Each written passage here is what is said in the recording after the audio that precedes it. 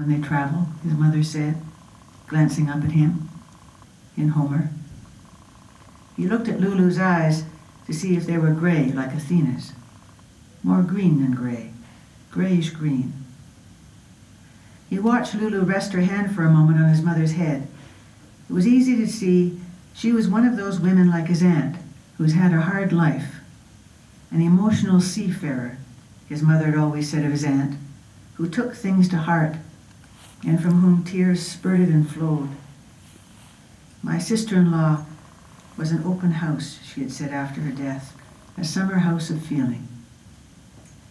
They were on the veranda long enough for his mother to bathe and bandage Lulu's foot before she told them she was traveling with a companion. She would introduce him if they didn't mind. Off she went to the car on one good foot and one bandaged foot and came back with a black and white border collie. 90%, she said. The dog waited on the steps while she consulted Duke, speaking to him in a voice anyone would have welcomed, telling him he was still the boss, asking his permission to let another dog enter his domain. Until 6 months ago, they would learn, her dog had belonged to now late Aunt Roberta, as had the rusty Buick she was driving. His name was Pog. A boy who had wanted nothing so much as a dog now had two. Pog let himself be patted, silky coat, longer and softer than Duke's. He sat perfectly still, not as old as Duke, though gray in the face and rather stiff. Once the women went into the kitchen and the screen door closed behind them, Pog stood and followed, pushing open the door and joining them. Then Jim witnessed an exchange that charmed him to the core. Lulu said to Pog in mild reproof, "Were you born in a barn?" And the dog turned and pushed the door closed with his nose. Next to Lulu, his mother seemed frail, pale, small, fit, loosening, boyish, alive, half drunk. She and Lulu were drinking martinis, and she had given him her martini-soaked olive to chew. Gin and dry vermouth were the bottles in Lulu's pack. She traveled with her vermouth stone too, a narrow porous stone with a hole in the middle through which a string was tied. Her technique was a simple matter of lowering the stone into the bottle of vermouth, then into the pitcher of gin, in the firm belief that however much vermouth clung to the stone was as much vermouth as a martini should have. Jim watched his mother and Lulu in the golden light, their faces touched and transfigured by the magic wand of the evening sun, and he couldn't wait to be old enough himself for the bottles and glasses, the ritual, the hour, the gurgling liquids, the jokes. "Drinks sure do evaporate fast in this climate," said Lulu, eyeing her empty glass, while his mother, amused, offered the opinion that one martini was never enough, as they say, and two were too many. Lulu, reaching for the pitcher, said what she liked best in Albie's A Delicate Balance were the repeated moments when the characters said, "Wow, what a good martini." Not the first sip, but after the first sip took effect. And his mother said to him with a smile, "That's a play." In Lulu's company she relaxed and had more thoughts and deeper questions. She was what she must have been like 20 years ago, 30 years ago, before he was ever born. "Lulu, do you ever go home in your dreams?" she asked, eager and intent upon getting an answer. "Do you wake up thinking you're in your childhood bed?" "All the time," Lulu said. "Do you want me to tell you a dream?" Maybe this was where it began in earnest, Jim's deep susceptibility to the past. This summer-filled evening when Lulu arrived out of the blue, she was like a figure from an old story with her strange, sad looks and her open-hearted revelations. "My life is something out of a Russian play," she said, "mournful and proud, and so are my dreams." Only the night before she had dreamt she was losing her childhood home on the Klondike River, up north, where we lived before moving to Ontario, she said to him. In her dream, Water rose so high it lapped against the walls, and huge waves, full of snowballs, crashed against the door. I was inside holding pillows against the windows to keep them from breaking. I was the only one left. I felt like the old servant at the end of the cherry orchard.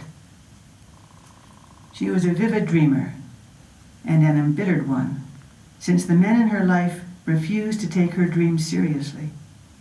She didn't mind saying it either. Her dreams, she said, were violent, meaningful, surprising, poetic, unparalleled, while the reactions she got from lovers, brother, father were skeptical, teasing, quiet and cruel. Smiles of disbelief played around their mouths, driving her to fury. They were not a good match, she and these men in her past. Me so dramatic, she said, and them so stingy with applause. Here, on the other hand, on this perfect June evening, they all knew she had an appreciative audience of two, in a mother and son, ready to listen for hours. So, you know,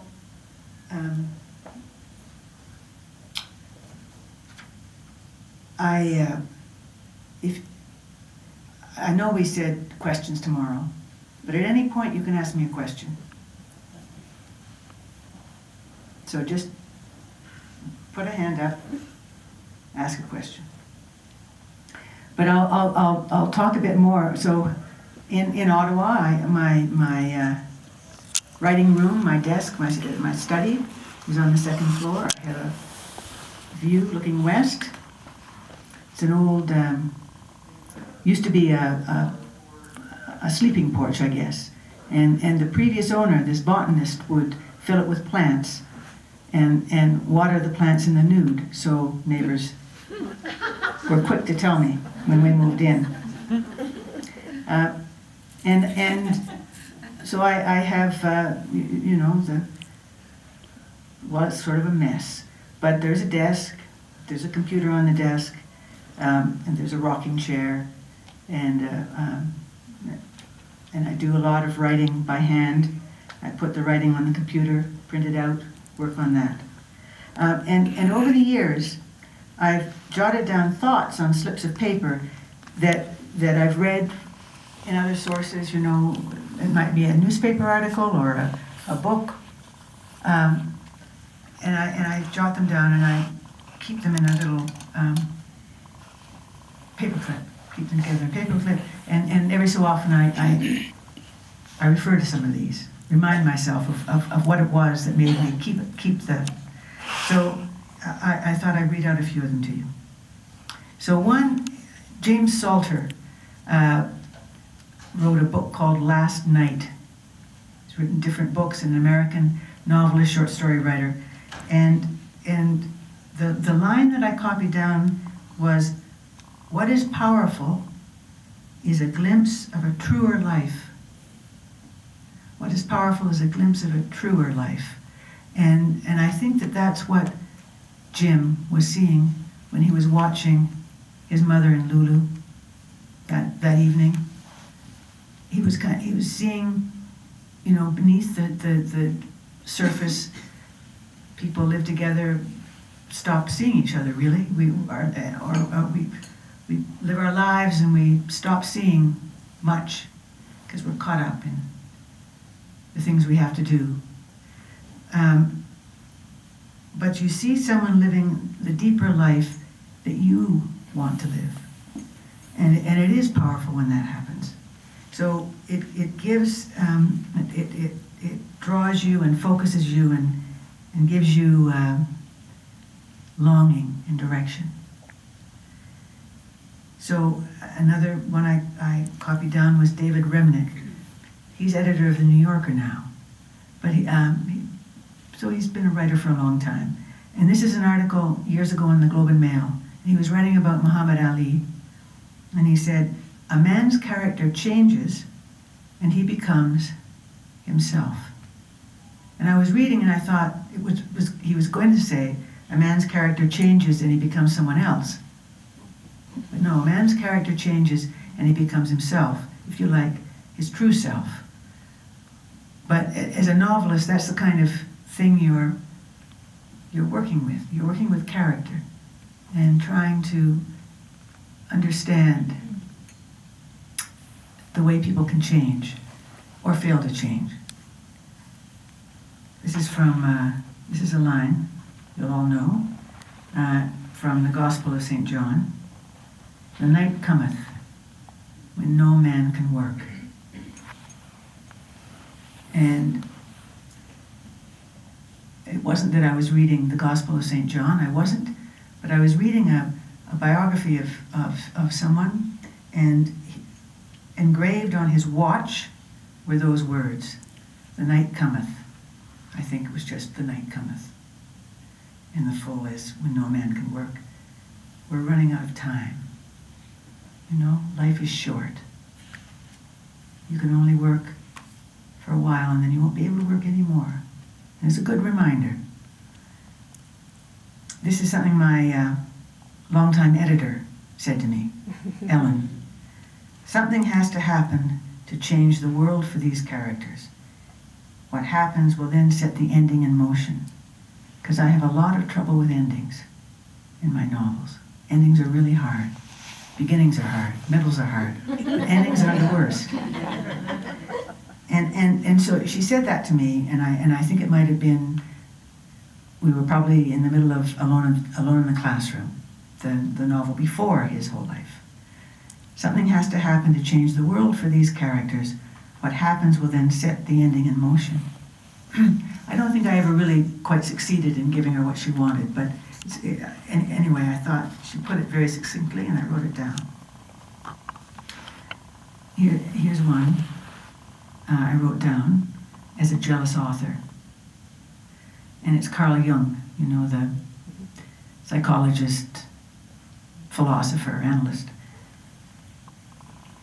And it was, I think, from his, that biography he wrote, autobiography he wrote called Dreams and Visions. And I'm not sure how much he wrote it and how much it was just put together from things he'd written. But he feels limited because he has limited aims, and the result is envy and jealousy. So, as I say, as somebody, you know, a jealous writer, envious, envy and jealousy sort of makes the world go round. And he feels limited because he has limited aims. So here in this life, we already have a link with the infinite, he wrote, and the crucial question is whether an element of boundlessness is expressed. So this to get over the sense of being limited by connecting with something larger, which in fact is something that I'm always trying to do in my books, to make a connection with the larger world. So I think we need a question. I think seriously, or hand out coffee or chocolate, one or the other. Now I didn't bring either coffee or chocolate, but I'm going to move, and we can all move, because just move a little. Yeah, good idea. Yes. I have a question.